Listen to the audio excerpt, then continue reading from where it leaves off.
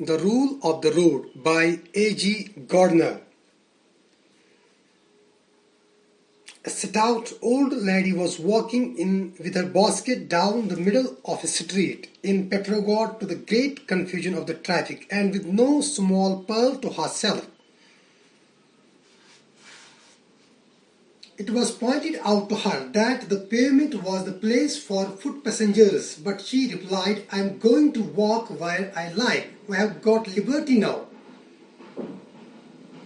It did not occur to the dear old lady that if liberty entitled the foot passengers to walk down the middle of the road, it also entitled the cab driver to drive on the pavement, and that the end of such liberty would be universal chaos. Everybody would be getting in everybody else's way and nobody would get anywhere. Individual liberty would have become social anarchy. There is a danger of the world getting liberty drunk in these days, like the old lady with the basket.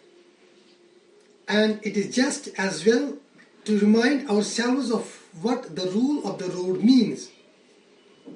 It means that in order that the liberties of all may be preserved, the liberties of everybody must be curtailed.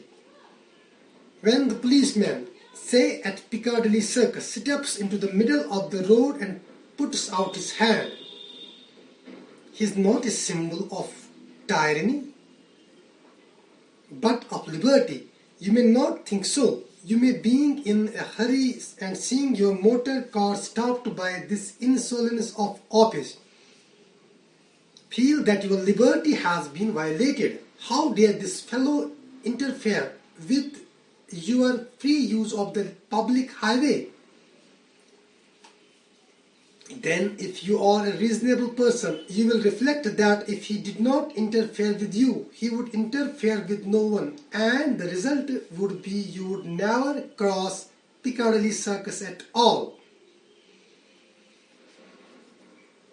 You have submitted to a curtailment of private liberty in order that you may enjoy a social order which makes your liberty a reality. Liberty is not a personal affair only, but a social contract. It is an adjustment of interests in matters which do not touch anyone else's liberty. Of course, I may be as free as I like. If I choose to go down the street in a dressing gown, with long hair and bare feet, who shall say me nay? You have the liberty to laugh at me, but I have liberty to be indifferent to you, and, which heaven forbid, of wearing a tall hat, frock coat, and sandals, or going to bed late or getting up early. I shall follow my fancy and ask no man's permission. In all these and 1,000 other details, you and I please ourselves and ask no one's leave. We have a whole kingdom in which we rule alone, can do what we choose, be wise or ridiculous, harsh or easy, conventional or odd. But directly we step out of that kingdom, our personal liberty of action is restricted by other people's liberty. I might like to practice on the trombone from midnight till 3 in the morning. If I went on the top of Helvellyn to do it, I could please myself, but if I do it out in the street, the neighbors will remind me that my liberty to blow the trombone interferes with their liberty to sleep in quiet. There are lots of people in the world, and I have to accommodate my liberty to their liberties. We are all liable to forget this, and unfortunately, we are much more conscious of the imperfections of others in this respect than of our own. I got into the railway carriage at a country station the other morning and settled down for what the schoolboys would call an hour's swat at a blue book. The truth is that I never read blue books for pleasure. I read them for very humble purpose of turning an honest penny out of them. Now, if you are reading a book for pleasure, it does not matter what is going on around you. But when you are reading a thing as a task, you need reasonable quiet, and that is what I did not get. For at the next station in came a couple of men, one of whom talked to his friends for the rest of the journey in a loud and pompous voice. As I rustled with clauses and sections, his voice rose like a gale, and his family history, the deeds of his sons in the war, and his criticisms of the generals and the politicians submerged my poor attempts to hang on to my job. I shut up the blue book, looked out of window, and listened wearily while the voice thundered on with themes like these. Now what the French ought to have done, the mistake the Germans made, if only Ascot had. You know, the sort of stuff. I had heard it all before. Oh, so often. It was like a bell organ groaning out some uninteresting song of long ago. If I had asked him to be good enough to talk in a loud tone, I dare say he would have thought I was a very rude fellow. It did not occur to him that everybody could have anything better to do than to listen to him, and I have no doubt he left the carriage convinced that everybody in it had, thanks to him, had a very illuminating journey. A reasonable consideration for the rights or feelings of others is the foundation of social conduct.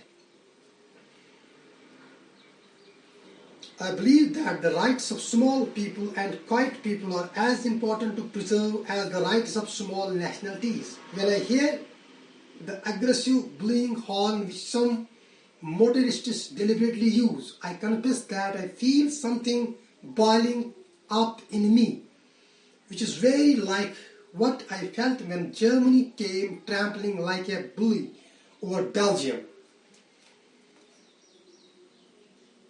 By what right, my dear sir, do you go along our highway uttering that hideous curse on all who impede your path?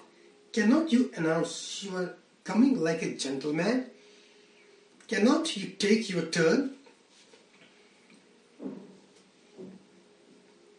And there is the more harmless person who has bought a very blatant gramophone and on Sunday afternoon sets the things going, opens the windows and fills the streets with "Keep the Home Fires Burning" or some similar banality. What are the right limits of social behavior of this sort? Let us take the trombone as an illustration again. Hazlitt said that a man who wanted to learn that fearsome instrument was entitled to learn it in his house, even though he was a nuisance to his neighbor, but it was his business to make the nuisance as slight as possible. He must practice in the attic and shut the window. He had no right to sit in his front room, open the window, and blow his noise into his neighbor's ears with the maximum of violence. And so with the gramophone, if you like the gramophone, you are entitled to have it. But you are interfering with the liberties of your neighbors if you don't do what you can to limit the noise to your own household. Your neighbors may not like "Keep the Home Fires Burning." They may prefer to have their Sunday afternoon undisturbed, and it is as great an impertinence for you willfully to trespass on their peace as it would be to go unasked into their gardens and trample on their flower beds. I suppose the fact is that we can neither be complete anarchists nor complete socialists in this complex world. Or rather, we must be a judicious mixture of both. We have both liberties to preserve, our individual liberty and our social liberty. It is in the small matters of conduct, in the observance of the rule of the road, that we pass judgment on ourselves and declare that we are civilized or uncivilized. The great moments of heroism and sacrifice are rare. It is the little habits of commonplace intercourse that make up the great sums of life and sweeten or make bitter the journey. I hope my friend in the railway carriage will reflect on this. Then he will not cease, I am sure, to explain to his neighbor where the French went wrong, why the Germans went ditto. But he will do it in a way that will permit me to read my blue book undisturbed.